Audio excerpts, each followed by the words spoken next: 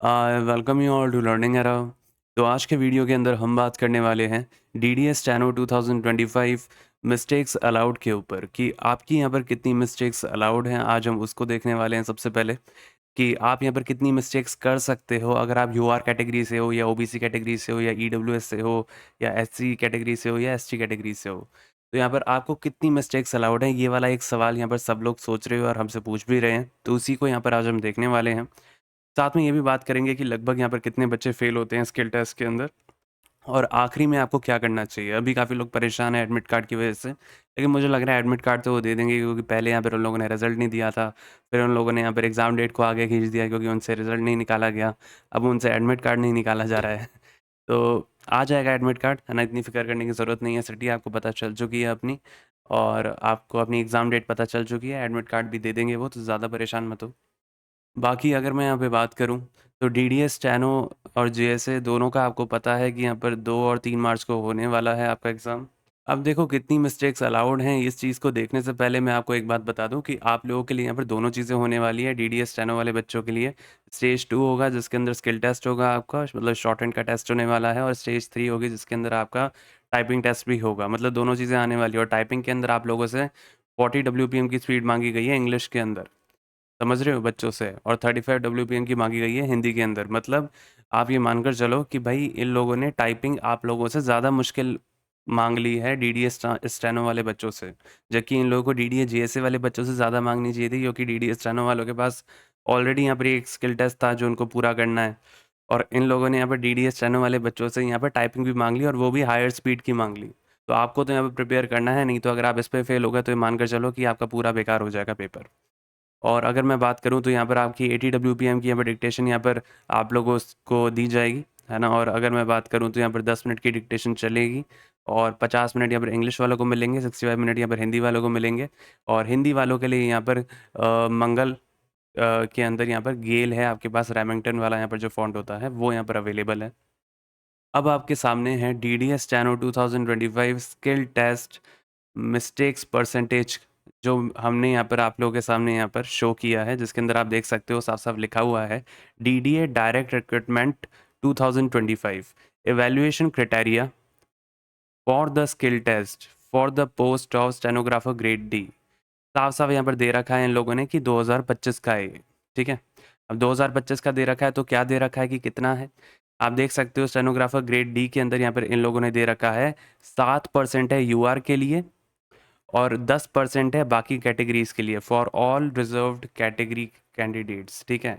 तो मतलब यूआर के लिए यहाँ पे 7% के अंदर आपको एरर करने हैं, और बाकी सारी कैटेगरीज़ के लिए आपको 10% के अंदर आपको एरर करने हैं। इस बात का ध्यान रखना, ठीक है। इतना ही आपके पास यहाँ पर दिया गया है। और अगर मैं बात करूँ कि इसमें पिछले साल यहाँ पर कितना दिया जाता था, तो पिछले साल यहाँ पर देख सकते हो कि यहाँ पे मिस्टेक्स कितनी अलाउड होती थी। 7% फॉर यूआर सेम रहता था, कि 7% यूआर के लिए होता था, और यहाँ पर बाकी कैटेगरीज के लिए यहाँ पर 10% होता था। तो इसके अंदर कुछ भी फ़र्क नहीं है, ठीक है, सेम है ना। पिछले साल भी यही रहता था और इस साल भी आपका यही है। देखो 2025 के अंदर भी यही है, यहाँ पर लिखा हुआ है आपके सामने 2025, और 2019 जो था उसके अंदर भी आपके सामने यही एक सिनेरियो था। तो इन्होंने कुछ बदला नहीं है। और अगर मैं यहाँ पे बात करूँ कि ऐसा कौन-सा दूसरा पेपर होता है जिसके अंदर जनरली आपकी जो मिस्टेक्स होती हैं वो इसी तरीके से ही यहाँ पर आती हैं, कि 7% यूआर के लिए होता है, बाकी कैटेगरीज़ के लिए 10% रहता है जनरली। तो उसी को यहाँ पर समझते हैं कि बाकी ऐसा कौन-सा पेपर होता है, तो वो होता है यहाँ पर एसएससी स्टेनो, ठीक है। एसएससी स्टेनो का पेपर होता है, जो कि आपका डीडीएस स्टेनो से काफ़ी ज़्यादा मेल खा रहा है स्किल टेस्ट के अंदर, क्योंकि इसके अंदर क्या हो रहा है, इसके अंदर भी सेम मिस्टेक्स परसेंटेज अलाउड है, यूआर के लिए भी उतनी, और ओबीसी और बाकी कैटेगरीज़ के लिए भी उतनी ही। तो अब हम यहाँ पर समझते हैं कि एसएससी स्टेनो के अंदर लगभग कितने बच्चे फ़ेल होते हैं, ताकि आपको एक आइडिया लग सके कि डीडीएस स्टेनो में यहाँ पर कितने बच्चे फ़ेल होने वाले हैं, ठीक है? तो डीडीएस स्टेनो का आपको एक तरीके से आइडिया लग जाए, क्योंकि सेम है इवैल्यूएशन क्राइटेरिया। एक तरीके से इन लोगों ने जो मिस्टेक्स आप लोगों की दे रखी हैं परसेंटेज के अंदर, वो एकदम सेम है। इवन फुल मिस्टेक्स और हाफ मिस्टेक्स भी ये जो काउंट करते हैं, ऑलमोस्ट सिमिलर है, ठीक है? ज़्यादा फ़र्क नहीं है। तो यहाँ पर अगर मैं बात करूँ तो यूआर कैटेगरी के लिए यहाँ पर यही बोलूँगा कि 70% फेल होते हैं, ठीक है। ये एक डेटा है जो कि अगर आप खुद भी यहाँ पर कैलकुलेट करोगे जाकर एसएससी स्टेनो का, आपको पता लग जाएगा कि जिसकी इन दोनों के अंदर सेम लगभग मिस्टेक्स काउंट होती हैं, है ना? 7%, 10%, 10% वही क्राइटेरिया है। तो अगर आप एसएससी स्टेनो का अगर जाकर देखोगे, आपको पता लगेगा कि लगभग 30% बच्चे ही पास हो पाते हैं स्किल टेस्ट के अंदर। बाकी अगर मैं बात करूँ तो ईडब्ल्यूएस के अंदर भी यहाँ पे 70% फेल हो जाते हैं। ओबीसी कैटेगरी के अंदर भी 70% फेल हो जाते हैं। तो ये एक रफ़ एस्टीमेट है, ठीक है? ये एक रफ़ एस्टीमेट है, अप्रॉक्स मैं ये बोलूँगा। और अगर मैं बात करूँ यहाँ पर इसके बाद, तो यहाँ पर एससी कैटेगरी के अंदर लगभग 80% बच्चे फेल होते हैं और एसटी कैटेगरी के अंदर भी अप्रॉक्स यहाँ पर 80% बच्चे फेल होते हैं। तो ओवरऑल अगर मैं बात करूँ तो यहाँ पे इतने बच्चे हर एक कैटेगरी से यहाँ पर आपको फेल मिलते हैं। मतलब यहाँ पर इसके अंदर सिर्फ 30% बच्चे पास हुए और इन तीनों कैटेगरीज़ के अंदर, और इन दोनों कैटेगरीज़ के अंदर सिर्फ यहाँ पर 20% बच्चे पास होते हैं।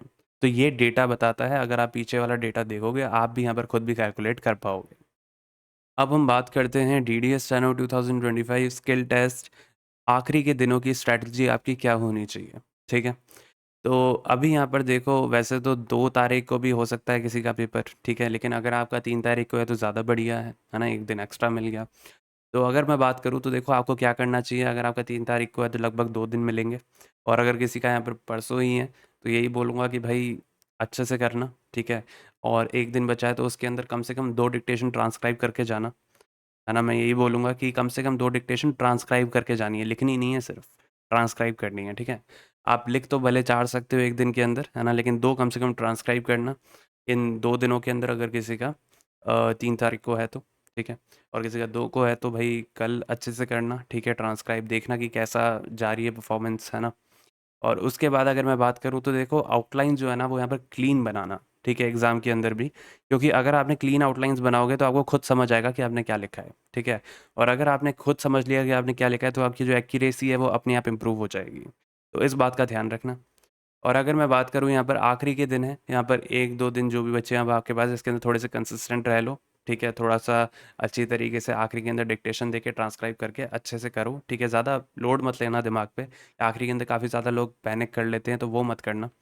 और मैं यही बोलूँगा कि अलग-अलग वॉइसेस के ऊपर भी आप डिक्टेशंस ट्राई कर सकते हो थोड़ी-सी। उससे आप अपना मोराल मत नीचे गिरा लेना, क्योंकि देखो क्या हो सकता है कि वहाँ पर जो लोग वो प्ले करेंगे ना डिक्टेशन, वो आप बदल नहीं सकते हो जब वो प्ले हो जाएगी।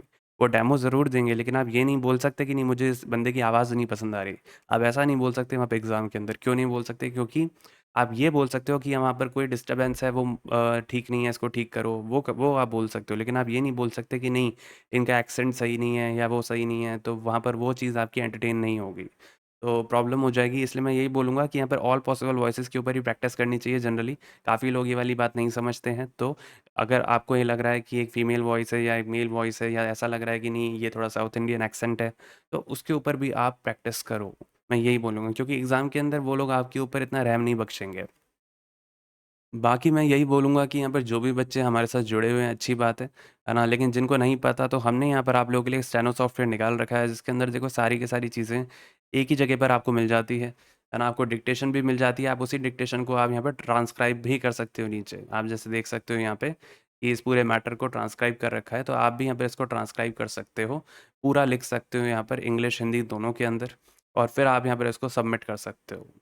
जैसे ही आप इसको यहाँ पे सबमिट करोगे, तो आपको यहाँ पर आपकी गलतियाँ पता चल जाती हैं, कि डिक्टेशन भी मिल गई, ट्रांसक्राइब भी कर दिया, गलतियाँ भी पता चल गई। एक ही जगह पर तीनों चीज़ें हो जाती हैं, जैसे स्पेलिंग एरर कितने की हैं, कैपिटल एरर कितने की है, कितने वर्ड्स एक्स्ट्रा टाइप कर दिया आपने और कितने वर्ड्स आपने लिखे ही नहीं। तो आपको यहाँ पर आपकी एक्यूरेसी पता चलती है, एरर्स पता चलते हैं, प्रोग्रेस पता चलती है और आपकी स्पीड पता चलती है, ठीक है? सारी चीज़ें एक ही जगह पर पता चल जाती हैं। साथ में आपने यहाँ पर जो भी डिक्टेशन लिखी होती है, उसका यहाँ पर क्या लिखवाया गया है, वो आपको ओरिजिनल पैसेज दिख जाता है। साथ में आपने क्या लिखा है, वो आपको यहाँ दिख जाता है, और आपने कहाँ-कहाँ पे क्या-क्या गलतियाँ करी हैं, वो कुछ इस तरीके से हाइलाइट हो जाती हैं। बाकी अगर मैं बात करूँ तो यहाँ पे डिक्टेशन को आप यहाँ से प्ले कर सकते हो। उसके बाद आप यहाँ पर डिक्टेशन की स्पीड एडजस्ट कर सकते हो यहाँ से। उसके बाद आप यहाँ पर वॉल्यूम को एडजस्ट कर सकते हो। यहाँ से आप बीच में से कहीं से भी डिक्टेशन को प्ले कर सकते हो। फिर आप यहाँ पर खुद का ही ट्रांसक्रिप्शन टाइम भी चूज़ कर सकते हो। ऐसा नहीं है कि हमने बोल दिया कि इतने पे करना है तो इतने पे करना है। क्योंकि दूसरे एग्ज़ाम्स के अंदर अलग-अलग ट्रांसक्रिप्शन टाइम होता है, तो आप उसको अपने हिसाब से एडजस्ट कर सकते हो। इसके अलावा अगर मैं बात करूँ तो यहाँ पर आपके पास बहुत सारी बुक्स अवेलेबल हैं। कैलाश चंद्र पूरी हमने यहाँ पर आप लोगों के लिए डाल दी है। 840 वर्ड्स, 1000 वर्ड्स सारी अपलोडेड है, सारी की सारी वॉल्यूम्स। लीगल डिक्टेशन की बात करूँ तो यहाँ पर जीडी बेस्ट आपके पास अवेलेबल है पूरी। इसके अलावा अगर मैं बात करूँ तो यहाँ पर मिसलेनियस डिक्टेशंस भी डाल रखी हैं हमने, और प्रोग्रेसिव 440 वर्ड्स, 840 वर्ड्स ये भी अवेलेबल है। प्रीवियस ईयर डिक्टेशंस भी डाल रखी हैं। इसके अलावा बात करूँ तो यहाँ पर करंट अफेयर मतलब करंट इश्यूज़ के ऊपर जो डिक्टेशंस है वो भी अवेलेबल है। और हिंदी वाले बच्चों के लिए यहाँ पर रामधारी की डिक्टेशन सारी डाल दी है हमने, खंड 1 खंड 2 सारी की सारी अवेलेबल है, आप उनको जाकर लगा सकते हो। उसके बाद आप यहाँ पर ये कंबाइंड डिक्टेशंस भी यहाँ पे प्रैक्टिस कर सकते हो, है ना, 10 मिनट की। और अगर मैं बात करूँ तो यहाँ पर आपको आनंद पत्रिका भी यहाँ पर मिलती है, बहुत सारी डिक्टेशन हम डाल चुके हैं ऑलरेडी, यहाँ पर 300 प्लस डाल चुके हैं। बाकी यहाँ पर देखोगे तो एडिटोरियल डिक्टेशन भी यहाँ पर आपके पास अवेलेबल है। और आपको यहाँ पर तीनों फ़ॉन्ट मिलते हैं हिंदी के अंदर, जिसके अंदर आपका मंगल इंस्क्रिप्ट, कृतिदेव और यहाँ पर रेमिंगटन गेल वो भी अवेलेबल है। तो आपको यहाँ पर कहीं पर भी कोई भी दिक्कत आए तो आप हमसे व्हाट्सएप के ऊपर कॉन्टैक्ट कर सकते हो इस वाले नंबर के ऊपर, और डायरेक्टली पूछ सकते हो आपके यहाँ पर जो भी क्वेरी हो। बाकी आप लोगों के लिए डीडीएस स्टेनो वाले बच्चों के लिए भी यहाँ पर टाइपिंग आने वाली है। तो आखिरी के दिनों में अगर आप यहाँ पर खुद की टाइपिंग की स्पीड बढ़ाना चाहते हो, क्योंकि 40 डब्ल्यूपीएम तो देखो इंग्लिश वालों के लिए मांगी गई है, जो कि बहुत ज़्यादा है, ठीक है। तो यहाँ पर दोनों के लिए टाइपिंग अवेलेबल है, इंग्लिश हिंदी दोनों बच्चों के लिए, है ना। इसके अंदर देखो क्या होगा आपकी टाइपिंग के अंदर, इस वाले एग्ज़ाम के अंदर, कि यहाँ पर जो आप सही लिखोगे वो हरा हो जाएगा, जो आप गलत लिखोगे वो लाल हो जाएगा, ठीक है। तो उसी अकॉर्डिंग ही हमने इसको डिज़ाइन किया है, और यहाँ पर जो भी आप शब्द लिखने वाले होगे वो हाईलाइट होता हुआ जाएगा। तो उसी अकॉर्डिंग ही हमने इसको डिज़ाइन किया है। टाइम मोड और वर्ड मोड यहाँ पर आपके पास अवेलेबल है, ड्यूरेशन है 10 मिनट, मतलब आप इसको चेंज कर सकते हो अपने हिसाब से, बैक स्पेस ऑन ऑफ कर सकते हो, मैं बोलूँगा ऑन ही रखना। और एग्ज़ाम मोड यहाँ पर ऑप्शन है आपके पास। फिर यहाँ पर एक अलग ऑप्शन है लाइव स्पीड एंड एक्यूरेसी, इसको इसके ऊपर क्लिक करोगे तो आपको यहाँ पर आपकी लाइव स्पीड पता चलेगी लिखते हुए, जैसे आप यहाँ पर लिख रहे हो पूरा मैटर, आपको लाइव स्पीड यहाँ पर दिखती रहेगी आपकी। तो ये बहुत ही यूनिक फीचर है, जनरली आपको कहीं और नहीं दिखेगा। और यहाँ पर जो फ़ॉन्ट है वो आप यहाँ पर ज़ूम आउट कर सकते हो, यहाँ पर ज़ूम इन कर सकते हो, यहाँ पर आप हाईलाइट को ऑन ऑफ कर सकते हो, ठीक है। मैं बोलूँगा ऑन ही रखना, क्योंकि डीडीए के अंदर आपका यहाँ पर जो हाईलाइट होगा वो ऑन ही रहेगा एग्ज़ाम के अंदर। और अगर मान लो आप किसी दूसरे एग्ज़ाम्स के लिए भी ये लेते हो तो भी अवेलेबल है, क्योंकि इसके अंदर देखो आपके पास क्या एक फैसिलिटी मिलती है, अगर कोई पेपर टू स्क्रीन मोड भी एग्ज़ाम होता है ना, आप इस पैसेज को डाउनलोड कर सकते हो। फिर इसका यहाँ पर अगर आप प्रिंट निकाल लो तो पेपर के अंदर कन्वर्ट हो जाएगा, और उसके बाद आप यहाँ पर इस पैसेज को हाइड कर सकते हो, यहाँ पर हाइड पैसेज के थ्रू। फिर आप यहाँ पर इसको लिखोगे और आपके सामने पेपर होगा, तो पेपर को देखते हुए लिख सकते हो, और ये पूरा का पूरा उसी अकॉर्डिंग ही यहाँ पर ये मिस्टेक्स आपको बताएगा कि आपने कहाँ-कहाँ पे क्या-क्या गलतियाँ करी हैं। उसी तरीके से हिंदी वाले बच्चों के लिए भी यहाँ पर इसी तरीके से अवेलेबल है, यहाँ पर सारे फ़ॉन्ट्स अवेलेबल हैं, आप किसी के ऊपर भी कर सकते हो, है ना। अगर आपको किसी भी फ़ॉन्ट के अंदर दिक्कत आती है या किसी भी चीज़ के अंदर दिक्कत आती है तो आप हमसे पूछ सकते हो, व्हाट्सएप के ऊपर हमारा अवेलेबल है, हम आपको वहाँ पर रिस्पॉन्स देते हैं। तो आप वहाँ पर व्हाट्सएप के ऊपर आपकी यहाँ पर क्वेरी भेज सकते हो, है ना। हम यहाँ पर कोशिश करेंगे जल्दी से जल्दी हम आपके यहाँ पर जो भी क्वेरी है हम उसको सॉल्व कर पाएँ। तो आप हमसे डायरेक्टली भी कॉन्टैक्ट कर सकते हो व्हाट्सएप के ऊपर, हमें बस एक मैसेज छोड़ देना जो भी आपका डाउट हो उसके रिगार्डिंग। बाकी आज के लिए यहाँ पर इतना ही। उम्मीद करता हूँ कि आज का वीडियो आपको अच्छा लगा होगा, और आपका यहाँ पर एग्ज़ाम होने वाला है, एडमिट कार्ड आने वाले हैं, तो पैनिक मत करो, ठीक है। जनरली आपको एग्ज़ाम सिटी पता चल चुकी है, डेट पता चल चुकी है, अच्छी बात है, ईमेल आ रहे हैं सबको, जिसको नहीं आया है वो चेक कर लेना। और अगर आपने एप्लीकेशन फॉर्म के अंदर ईमेल गलत डाला था तो एक बार उनको मेल कर देना कि भाई मेरा ईमेल गलत है, ठीक है। नहीं तो थोड़ा इंतज़ार कर लेना, एडमिट कार्ड आ जाएंगे, उस अकॉर्डिंग फिर आप उसको डाउनलोड कर पाओगे तो कोई दिक्कत नहीं है, ठीक है। बाकी कोई भी क्वेरी हो पूछ लेना है कमेंट सेक्शन के अंदर, नहीं तो व्हाट्सएप पे पूछ लेना, कोई दिक्कत नहीं है। जैसे ही हमें टाइम मिलेगा हम उसको देखकर आपको रिप्लाई दे देंगे। बाकी चैनल के साथ जुड़ जाना, इसी तरीके से और इम्पोर्टेंट अपडेट्स के लिए सब्सक्राइब कर लेना, और इस वीडियो को लाइक कर देना, क्योंकि काफ़ी लोग यहाँ पर नहीं सब्सक्राइब करते हैं, है ना। फिर हमें यहाँ पर उसी अकॉर्डिंग मोटिवेशन मिलता है आप लोगों के लिए यहाँ पर इसी तरीके से काम करने का। और हम यहाँ पर रेगुलर वीडियोस डालते रहते हैं आप लोगों के लिए, ताकि आपको पता चलते रहे कि यहाँ पर क्या हो रहा है, क्या क्राइटेरिया है। इसको यहाँ पर जो भी डाउट होता है उस उन सब के हम डाउट्स यहाँ पर लेते हैं। तो ज़रूर से जुड़ जाना, हमें भी यहाँ पर मोटिवेशन मिलता है और आप लोगों के लिए यहाँ पर इसी तरीके से काम करने के लिए।